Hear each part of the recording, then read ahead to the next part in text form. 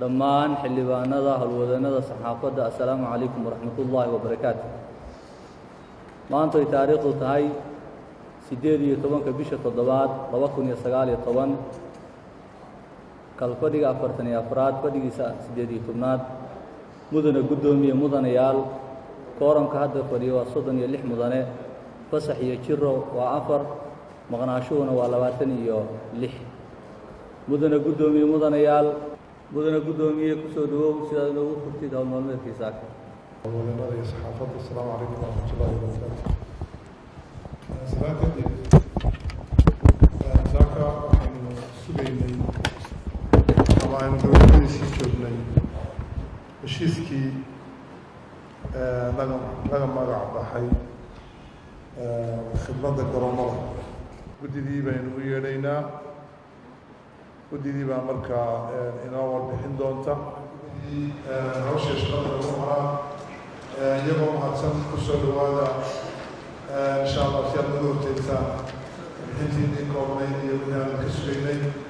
waana mahadsantihiin. ku soo dhawaada guddida howlaha badi iyo ganacsiga. amaanta horteeda yaalla awdaa heshiiskii shirkadda maamusha nabadgelyada magaalada garoomada puntland heshiiskaasoo golaha loo keenay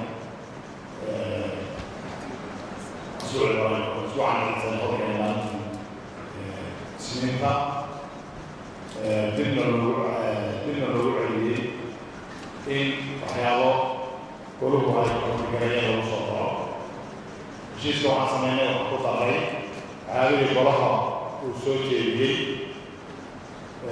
oo sida guddoonka noo dhiibay warqadaan ku qoray ma aqaan ma waxay ahayd unitiskii mid noo qaadada soo jeedintii golaha iyo baydaayada marinaya taas wixii ka soo baxay ayaan ku daray wixii erar ahaa oo qoraal ahaa aan sharciyan waa saxnay qodobada markaan saxnay qof kasta waxaan u malaynaya inuu haysto koobi ka mid ah heshiiska. waxaan ka bilaabaynaa beesha koowaad magaca shirkadda oo ahaa Hon Risk Management oo ingiliish ahaa goluhu wuxuu soo jeediyey in la soomaaliyeeyo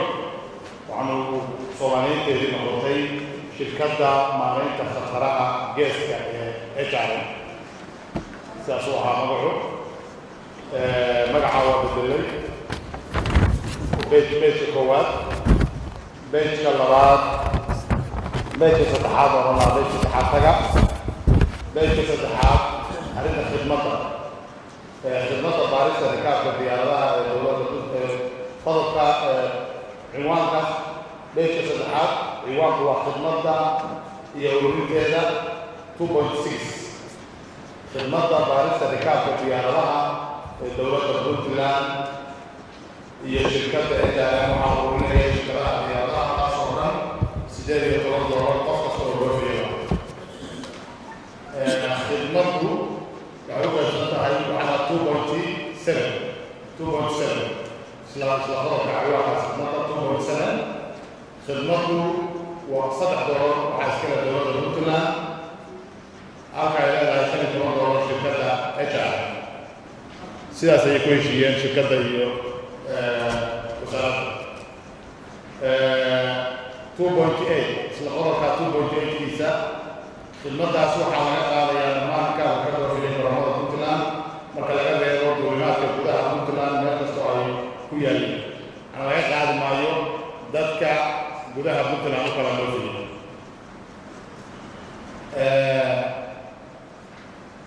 qodobka isla markaasna waxaa lagu amray in rikaabka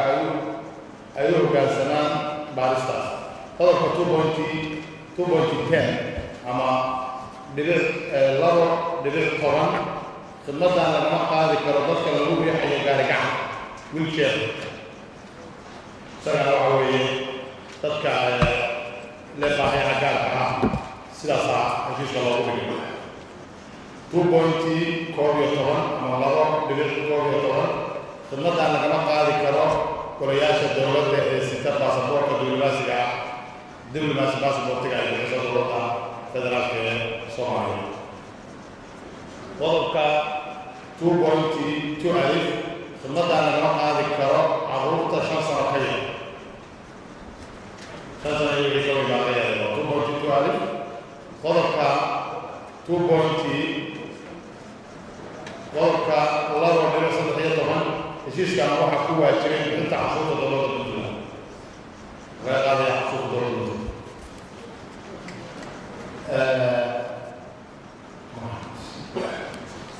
waxaa tagtaa page 5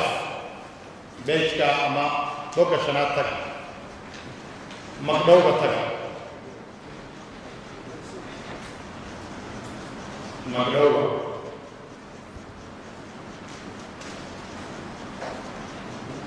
qodobka waxaa tagtaa 3.3.6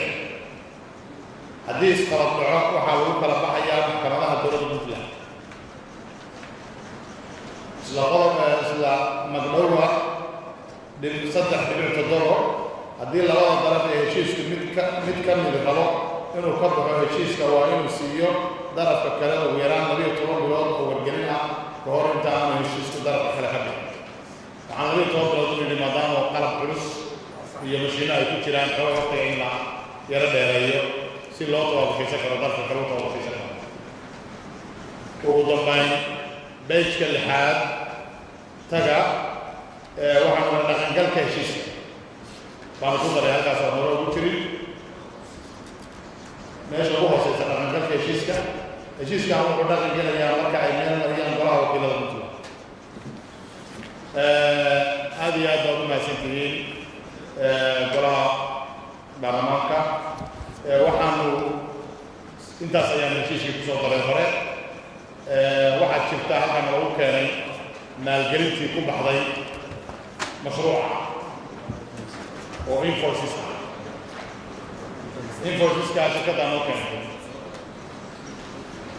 warqadii invoicekii shirkaddu maalgelinta aeroboorada la geliyey oo u kala diyaarsan Boosaaso Garowe iyo Gaalkacyo annagu waa naloo keenay laakiin time aan ku xaqiijino oo badan sida ay xaqiiq u yihiin ama ay sax u yihiin kamaanu gaarin marka haddii loo baahdo in dee hadhow dib lifaaq weeye kolba la socdaa wixii xaqiijina hadday dib noqon doonto laakiin sidaas ay heshiiska loogu soo daray iyaduna waa kaas waxaan ka tegay waxaan u dhiibayaa xubnaha guddiga inay mudane gudoomiye mudanayaal annaga shaqadii aan naloo diray intaasaan ku soo gabagabeynay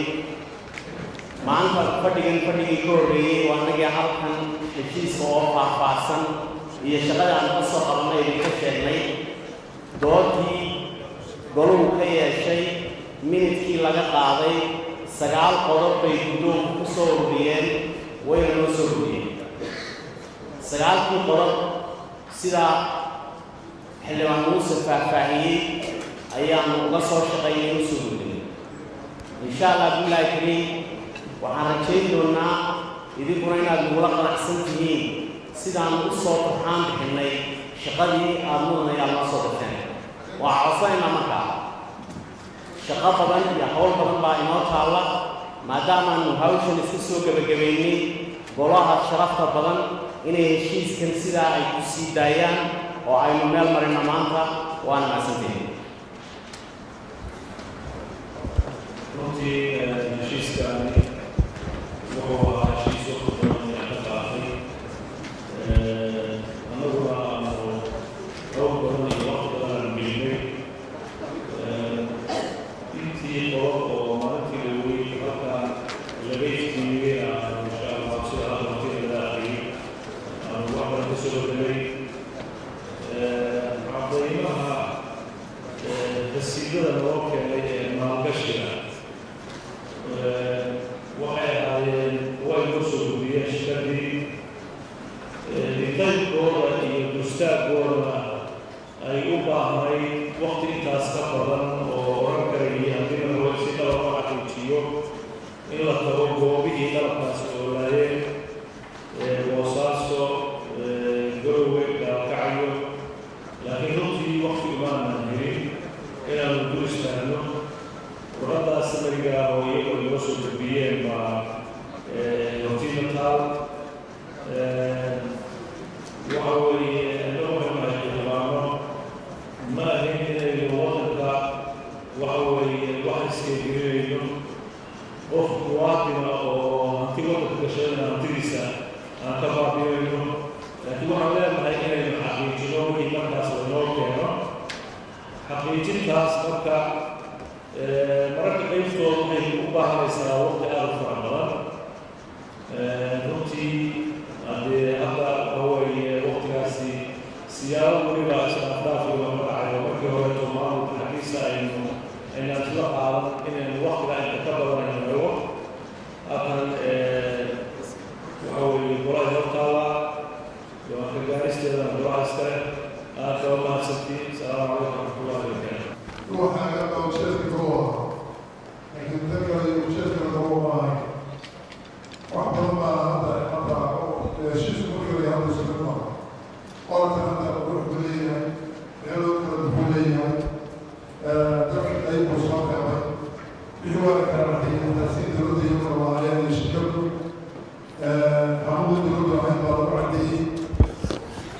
waliba wixii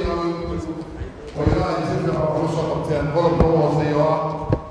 صحيحية أو مرخان تبجري أو لغسا لكانتي عزيزنا سحما هين وبدر فقوها دولده وكبري مع القشرة عديان بعد ما سنتي كل ودي بعد عيننا شغل ونكسب كريه إن شاء الله وحنو نستفيد دونا كتيرا ويدنا عن عيب لعين لكن وقع قلب كوضا بيا عشيس كنو بدقن كليا marka ay meel mariyaan golaha wakiilada Puntland waa sax oo soo saxdeen laakiin waxaan isoo fajinaynaa ilaashiisku shaqeynay macnaha intan waa sax maadaama khidmada qaadaya ay tahay marka inta ay waxaan isoo fajinaynaa iyo shaqadiisii hore waxna kama xuman ceebka ay lama jirto aad iyo aad baa mahadsantihiin waa loo fadhiisan kartaa insha Allah idinkoo mahadsan kartaa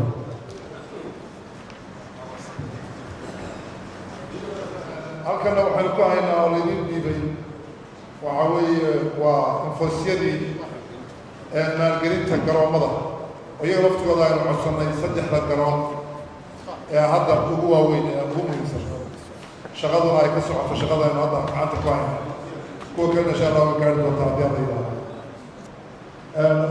haddii alla yidhaahdo insha allah heshiiskan baynu codeynaynaa si aynu u meel marino haddii alla yidhaahdo yaa qaba inaynu heshiiska aynu shaqada ka soo qabanay laakiin yaa qaba inaynu meel marino heshiiskan ah khidmadda garoomada